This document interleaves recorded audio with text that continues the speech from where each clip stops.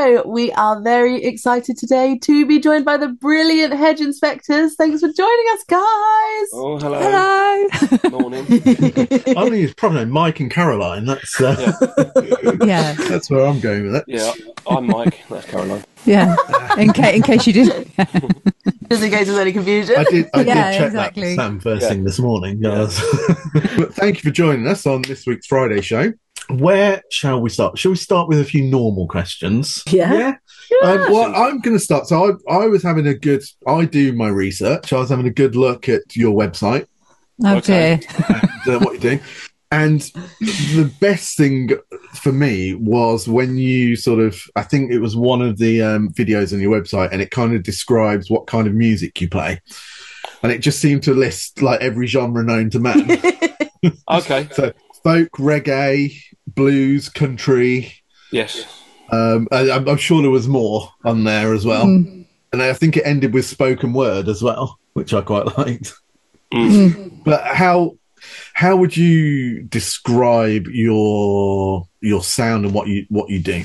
I think it's because we like so many different genres of music, and we listen to everything pretty much. I wouldn't say there's anything that we don't like, and often we'll just hear something and we'll just think, okay, well, we'll write a song which is in kind of that style, or we might take an old song that we've had for ages, just sort of sitting there not doing very much, and then turn that into like a punk song or something like that. So we just, I mean, we're sort of the latter side of 60 now, so we've had a lot of years of listening to stuff, and I think what we play sort of reflects our lives and what we've listened to throughout our lives, really. I do get a little concerned sometimes when we see bands that have got like a theme. I literally just watching on YouTube just now. I watched that. Have you heard of Air, the French band? No. They're from about 20 years ago now. They just re-released the album that was a big about 20 years ago. I've just watched the whole set from the Royal Albert Hall, and it's like a complete sort of sound right the way through the whole gig. That is their sound. And sometimes when we're doing our little gigs, it's like we'll jump from like a comedy song to a serious song to a sea shanty to a punk song, and we've got no idea where we're going next. And it's like, what do people think when they're watching us? Is it what's this about? They're doing all this different stuff, It's because I can't make my mind up. I literally can't make my mind up what I want to be. I'd love to be in a punk band, but I don't know. But or a reggae band or a folk band, but I've got no idea really. So it's all different stuff. We're exactly the same. Yeah. We're exactly the same. Everyone expects that we're a punk band because of the name AnarchyInTheUkulele. Yeah. No, we play no punk at all. We play everything bar punk, but no punk. Yeah. And we don't even inspect hedges. Well, we do. Well, that's not true. That is not true, because we do. But that's Caroline's another really story. into plants and stuff, so we do appreciate green stuff. What I do. Either of you look the other side of 60, like that genuinely shocks me. And me too. Yeah. Well, you haven't met us face to face yet. I've got one of those filters on that makes it look about 40. You got that face. The baby face filter. Don't worry, we have that on. We're actually 70. So. But talking of your comedy songs, because that was the other thing that kind of struck me, was your mix between serious songs and comedy songs. A particular favourite that I saw this morning was I asked my wife to go dogging. Oh dear. Oh, yeah. Okay. Have you actually seen the whole song, or have you just heard that tiny clip on our show? Probably the tiny clip. Yeah. Okay. There is a live video of us at Huddersfield doing the whole song, and it's probably my finest moment. But it's private on YouTube at the moment for various reasons. But So yes, that's the song that we did once. Yes. Maybe you can send us the link. We won't mention it again. Right. No. So we did do a collection of our sort of cabaret songs, because when we do a lot of events, they sometimes have a cabaret evening, a late night cabaret where stuff can get a little bit saucy, and that's our material for that 20 minutes. So we can do like 4 or 5 songs of a certain nature. No swears, just suggestive. Excellent. Are we talking about Bracklesham here? Yeah, but unfortunately that little clip, which you probably saw, is the one that when we play live, people who haven't seen us before but they've checked us out, they asked us to do that song, and it's like, we don't really do it. We won't. I mean, in daylight hours, we won't do it. So to speak. But it's just a comedy song. It's a punchline song. So it's based on a joke that I heard probably about 40 years ago. The song ends with a punchline, so it's like it is a joke put to music, basically. But yeah, and I just elaborate. There's a very quick joke that I heard about 40 years ago, which I then stretched into three or four verses. Phenomenal. Yeah. Phenomena. Yeah.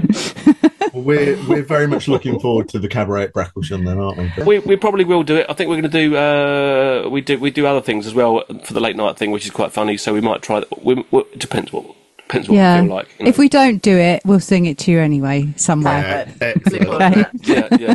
Yeah. We've got to write something for that cabaret, so perhaps we'll do something in answer to one of your songs. Who knows? Yeah, so bear in mind then you got to think up some saucy limericks. We need some saucy limericks for something that we're going to be doing. So if you can think of any, you're welcome to join in.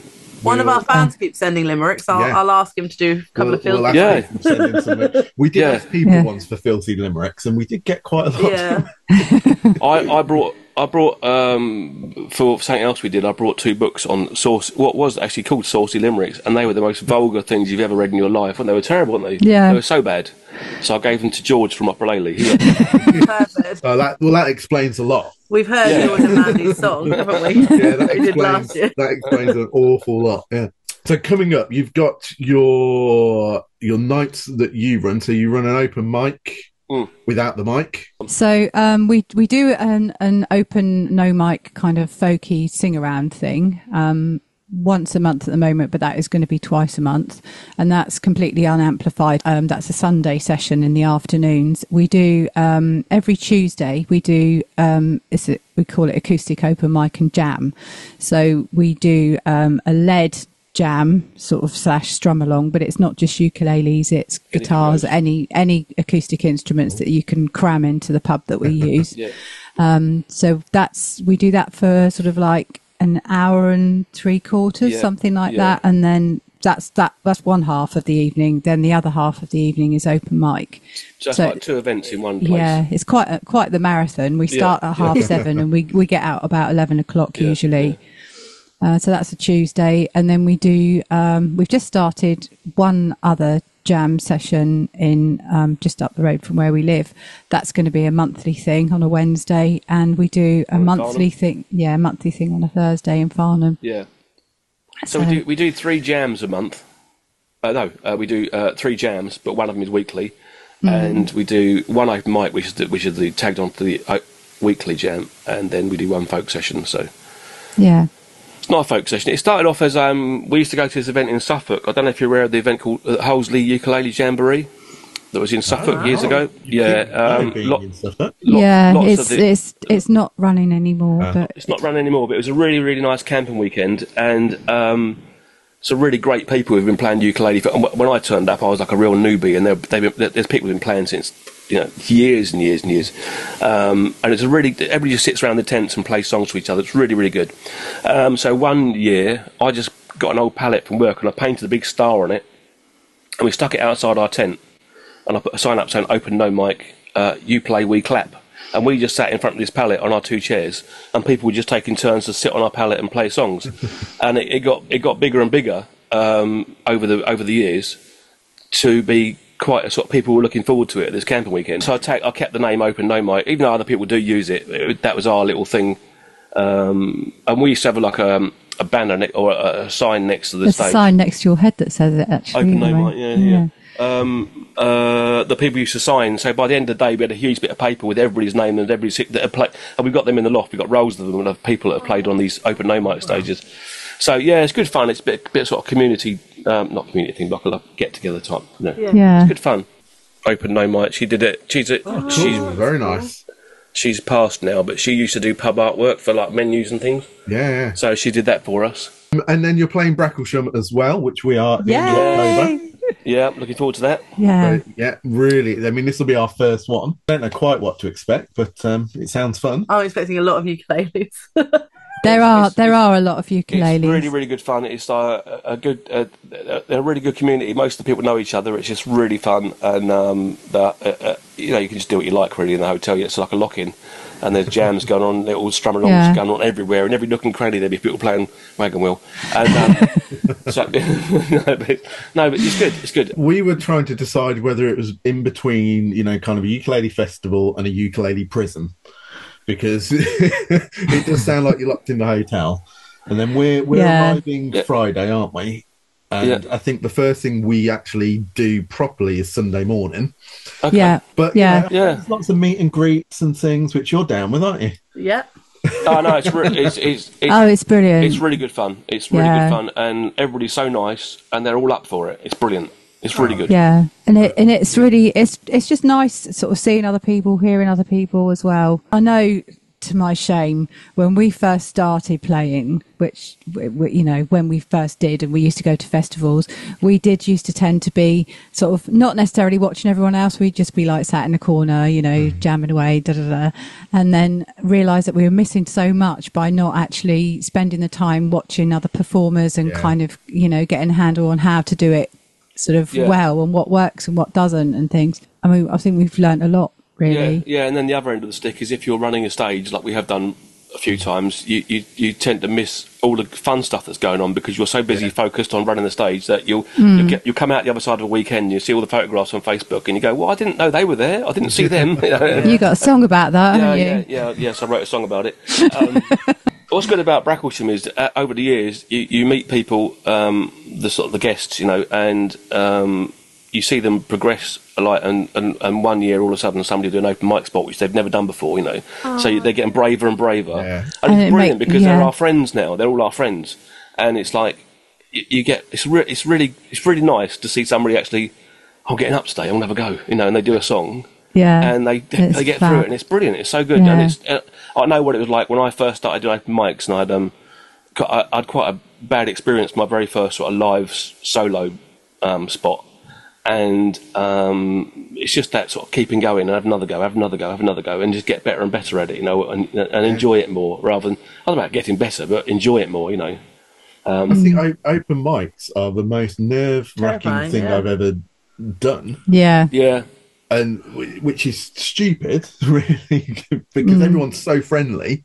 And musicians generally want everyone else to do well, and they don't sit there mocking anybody, or you know, they really root for you. Yeah, we've both been in bands like years ago, and I've been in bands off and on right through. You know, not a bit of a break when my children were small, but then getting back into it, I brought a guitar and I went down this local open mic and had a go, and it's just nerve-wracking. It's so nerve-wracking. Yeah. Your fingers are shaking, and you can't remember the words, and you know, it's just. I still don't like. I'm not a fan of doing them on my own. No, but the thing is now that I got used to doing them on my own, but I did about 3 or 4 years as me doing solo stuff at festivals, and now I can't do stuff on my own now without you being there. So it's just I got so used to you being there, like the harmonies and the bass and the stuff, and you know, and the just having somebody there with you. So it's just really nice. I don't like being by myself anymore. When we do the folk afternoons, it's normally me on my own because Caroline does something else on a Sunday, and I find it really hard work to do stuff on my own now. You can still do it though, can't you? I can still do it, but I'm not comfortable. Yeah. I'm nervous again. You know? Yeah. I can understand that. I can understand that. You get nervous about me, don't you? I don't know. No, it's different. I try and do stuff on my own, but she's always there. That is rude. It's like I turn around. Oh, wow. Like, Unbelievable. Right, we've got a bunch of what we call our Friday show questions. Okay. That we're asking everyone it's on. Let's go through it. Do you want to do the first one? Okay, so you're trapped on a desert island. You can have an answer each, but you've managed to bring a ukulele with you onto this desert island. Which ukulele would you want to be trapped with? You go first. I would want to be trapped with my Anarchy concert, which is that was the first one that you bought for me, and because we haven't always lived together, and it just got me through lots of times of being on my own, actually. So I think, I'd take that again. That's the nicest answer we've had so far. That's lovely. I've got It's funny. I've got a couple of favourites, and they're not necessarily the best ukuleles to play. I've got one that I was at it was a Phil Dolman in Emerson re-entrance day up in Belper, and in the raffle I won a resonator cone, just a cone. I didn't know what to do with it, so I went to my local folk club, or we both went to a folk, and there's a guy there that makes instruments, and I said, "Well, is this any good to you?" And I gave it to him, and I'm sure I can do something with that. And about a year later, he turns up with this little ukulele, a soprano ukulele, resonator ukulele, and he said, "What do you reckon on that?" And I played it. "Oh, that's really nice. It's yours. Have it." And just gave it to me. So I got it back in the form of a ukulele. It doesn't play the best, but that's really nice. Yeah. And I've also got a really. So nice, would you take that one? I don't know. And I've got a really nice resonator, which is made by Ali Oppa ukuleles in Sweden. Sweden? Yeah. That's really nice. That's so loud it gives me tinnitus.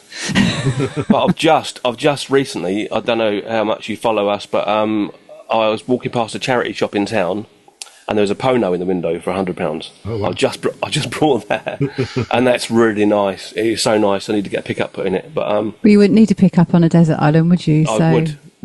There's no electricity. Yeah, so which one? Which one? Question, so don't worry too much. yeah, no, probably my first Ohana, actually, the one I got first. I've had it for 14, 15 years, and that's the one I gig with all the time, so that'd be the one. Even though it's got to be split in it. They're nice answers. I think other people have overthought this question, and they're like, I'd take a paddle uke so I can make a canoe, and I can... Oh, yeah. They've overthought it. I think your answers are really nice. And this wall here... Well, they would probably want to escape more than us. I'd quite enjoy it. This wall here, I've got all my ones I've won in competitions on YouTube and stuff, so we've got all gifts. So there's about 5 or 6 ukuleles up here that have all been gifts from people, so these are all really cool. Oh, and your dad's is up my there. dad's, he played in the Navy in the 1950s. Oh, that's cool. Which is a banjo, which is a banjo. It's an 8-string banjo ukulele. You're going to watch out, otherwise you'll be getting them all out and showing you. I was going to Feel free to crop out any of this. To get shipwrecked. Yeah, feel free to crop out any of this. It's fine. We won't be upset because he does. Let's go for the next question, which is, so you're still on the desert island. Yep. Yeah. And strangely enough, now you say there was no electricity, but there happens to be a record player on this desert island. Oh, okay. Full speakers, everything. So you got everything you need, but there's only one record. Okay. So what would you like the record to be? I'm in the Mood for Love by Lord Tanamo. Oh, nice, quick answer. Yeah. Caroline? Summertime. Oh, another good answer. Oh, excellent. Very good. Excellent. All right, final desert island question. There is on the island a chef. Okay. He only has the ingredients and the skill set to prepare one meal. What would your meal be? Greg's vegan sausage rolls. I'm a fan of Greg's. Excellent. Yeah. I'll be happy with a baked potato. But and you'd have to eat the same thing forever and ever. Yeah. Right. Okay. Jacket potato and salad. Yeah. Oh, you're cheap dates, you two. Yeah. I think they just want to live on a desert island and be away from everybody, to be honest. It would be bliss. This is our desert island right here. That's all Caroline. Awesome. When Caroline's out working or doing other stuff she has to do, when I know she's on her way home, I always put bacon. That's all I can do. I can only do baked potatoes. So it's the only thing I'm good at. So I'm quite used to them. I quite like them. I mean, I liked the Greg's sausage roll, the vegan sausage roll. Yeah. I mean, Paul is actually sponsored by Greg's, isn't he? Yeah. He is. We got him a gig once. We got him a really prestigious gig, but it was actually him busking outside Greg's. Okay. Yeah. By the end of the day, he had Greg's pajamas, A bomber jacket. bags. Oh wow. That we bought from Primark, but told him Greg's had sent. Yeah. Oh, brilliant. We did a gig for our charity gig last year, and you get people, you play some stuff, and as you're packing up, people will come over and ask you questions about the gig and stuff. And we're packing up, and this lady comes up to Caroline and says, "Excuse me, can I ask you a question?" And she's like, "Yeah." Wondered what she's going to ask. Where'd you get your Greg's bag? So I've got a Greg's shopping bag. I've got Greg's socks. They were bought for you. Yeah, weren't my they? daughter got those for Christmas for me Yeah. because I love Greg's sausage rolls so much. Well, if Greg's want to sponsor either Anarchy Yeah, in the yeah. Ukulele or the Yeah. Hedge Inspectors, I feel like Yeah. it would be Yeah. a match made in heaven. Yeah. It would, yeah, yeah. Are you vegan, or you just particularly Yes, like we are the vegan, Yeah, yeah. yeah. Yeah, My that's the little thing. boy loves the vegan sausage roll. He's not vegan, but yeah. I think they're right. They're nicer when they're hot. I like them when they're hot, but Yeah. but I do like them. Yeah, yeah. Yeah. It's a nice thing because you know what you're going to get when you see the Gregs. You know what you're going to get. If you could play a gig with any artist, dead or alive, who would it be? That's a lot of people. Any artist, dead or alive. Any artist, dead or alive. Bob Marley. Oh, nice. Good choice. Yeah. I quite like dub reggae, so it might be King Tubby. Oh, okay. Yeah. Nice, That good, would be. Yeah, I'd like to do a bit, lots of echo. No one said Paul Mansell yet, have That they? is weird. No.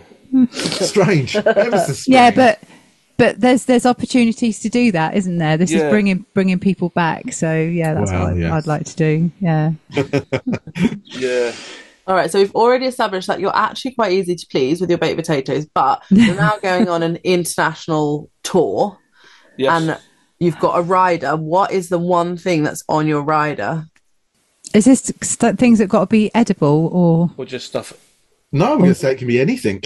Puppy dogs. I know. That's what I was thinking. And rainbows. Yeah. I don't know. No, I don't. We're quite easily pleased. I know, and it's like anything we need, I tend to just take it. Yeah, because we're so used to not getting the stuff. We take a freezer box with us with all our food in. But this is dream. Not everywhere. This is anything This in is- the world. I'd have a masseuse Yeah, to keep me, get me ready to get on. Yeah. So, yeah. I'd have a room that no one else could go in. oh yeah. Oh, nice. Abby That would be Abby mine. would have one of those as Yeah. well. Yeah, Nice. yeah. Quiet. I think, Just a quiet space that you could sit in and. do you know what? Access to Yeah. a swimming pool, that'd be nice. Yeah. Go for a swim before the gig, that'd be nice. Yeah. Abby would have a room that no one could go in that's been Dettol wiped from. Pre-disinfected. That would be, what's the one song you never want to hear played on the ukulele again? Well, my standard answer would be Sloop John B, I think. Yeah. And the reason behind that is not that I don't like the song. We did years ago in London. They had a ukulele festival, and it was a world record attempt. And we were all in this it was in the business centre at the business end of London. So we're in it was like a atrium of like the financial area, wasn't it? Yeah, And had a glass big ceiling glass bit. Yeah, and big glass walls. So, and we're all like funneled in this area by official Guinness World Guinness Record. World Record people with clicker clickers. people. And we had to get a number on our chest to prove we were actually registered as going into this area. And we had to play Sloop John B continuously so they could get a window of us playing in it all at once. And I think it's about 750 people or something. And we did break the record. It was broken about a month It was broken about a week later by somebody in Denmark. Yeah, But that was the London. That was the Ukulele Wednesdays people, I think, organised that. But it was the London Ukulele Festival 2009. Sloop John B. and we Never so wanna we hear it didn't. again. Well, we do play it now because it gets requested at the Give me a chance to night. tell my story. Yeah, I don't. There's no. I no, I haven't got one. I think if a song's done well, I was talking to somebody about this the other night. If see, when I play a song, even though it's only on a ukulele and it's just my voice, in my head it's awesome. So if somebody's got the passion behind them of getting a song out well, I could listen to anything. It's when people don't try and they just plug through a song. Sometimes it's a bit just put more effort in or believe in yourself. Just put because then if you think it's awesome, you might transmit a bit of that out, and other people might go, "That was really good." Yeah, So. and it doesn't even have to be technically brilliant or anything. It's No. just if it's got the feeling behind it. I think No, I really can't think of one. That's right. You can both have Sloop John B. Okay. That's fine. That's fine. What has been, and you can have different answers, your most memorable gig of all time that you've played? What's yours? It's trying to get me to remember things. The Florida gig was good for me. That was when I did a solo gig in Florida. I was so nervous. We got through the set. I mean, Caroline got up and played a couple of songs with me, but it was just me basically on the my stage time. And I was so nervous, I wanted to get off really quick. And Caroline came up to me and said, "Turn round." And I turned round and I had a standing ovation. That was really cool. Because I was bending over, putting everything away to try and get off the stage really quick. Because I like clearing the stage fast when I finished. I like to be off quick so the next person can get their time, And I wasn't looking. And she said, "Turn round." And everybody was standing up. That was really cool. Oh, that's really cool. I think, because I got up and played 2 songs with you at that tonight. But I think... Yeah, if you look at memorable as in something you can remember every detail of, I think mine was probably when we played Portsmouth at, what was it? King's Theatre. See, I'm saying I remember it, and I don't. That was I couldn't remember the name of the venue. That was the Grand Southern Ukulele Festival, and it was the same theatre where the Elton John in the big Dr. Martens from Pinball Wizard. That's that stage. We're on that stage. It's brilliant. Yeah. So I think that's probably for me the most memorable because it was the first time I'd done anything that sort of big. To walk out in front of all those people. Yeah. And I'm from Portsmouth anyway. That was a good one. Yeah. Yeah. So I think for me it was that really. Excellent. But it was only memorable because it was terrifying. And I've had not necessarily the most enjoyable. There's been ones since that have been enjoyable, and it's like sometimes it's not even because it's a big venue or a big event or anything. It's just like if you've got the look on someone's face when you can see they're really into what you're doing, and it's like, this is really nice. Yeah. Yeah, it's strange, but the best gigs aren't always the biggest, are they? Yeah, we did a church at the Ukulele Festival of Scotland, and one of our songs, "A Piece of Rock," it's quite a sort of sad song, and it's got a lot of meaning to it, and I just lost it at the last verse, and you had to take over because I couldn't sing. I just stopped singing. I couldn't sing. Sort of so emotional. I was just overcome with emotion, and you took over, which you never do, but you sang the rest of the song. That was a memorable moment for me because people were coming up afterwards and asking if I was all right, which is quite nice. Yeah. And Zoe Bastel, who was on after us, she came up and she said, "You, look what you done to me." She was crying as well, and she was on straight after us, and so that was a really nice moment. She's brilliant. She's lovely. Yeah, we've had her on the show, haven't we? Yeah. She's superb. That's a lovely place to end our Friday questions, I think. With the best gig. So, coming up, you've got your jams. You said you do live stream as well. Oh yeah, we do. This is what we got all the stuff set up for. We do it through Facebook Live. What's it called? Is that Facebook Live? It is. Yeah. We do a jam every Monday at 8:00. We go in the corner, and the songbook's on the main screen. Oh, awesome. Nice.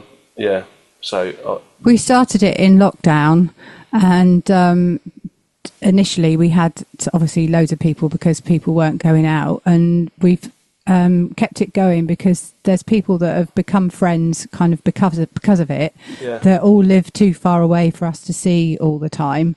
So there's someone in Australia, we've got a couple of people in the States, we've got a couple of people in Germany, and so everyone just sort of like gets together on a Monday, and oh, I love that. Oh, that's brilliant. Well, I'm going to attend one of your Monday night jams. Okay. Yeah, you'll need to join our group, which is it's on Facebook, which is Unplug the Wood Acoustic like Open Mic and Jam that's our songbook group. there.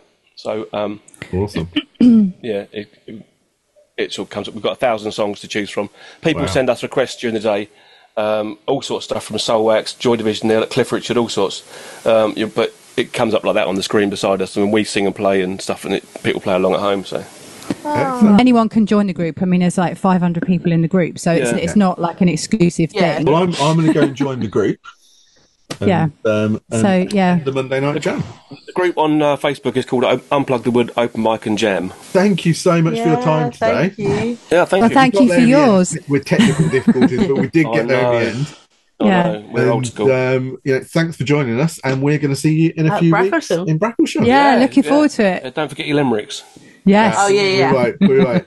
Awesome. Thanks a lot. Thank you. Cheers. Bye.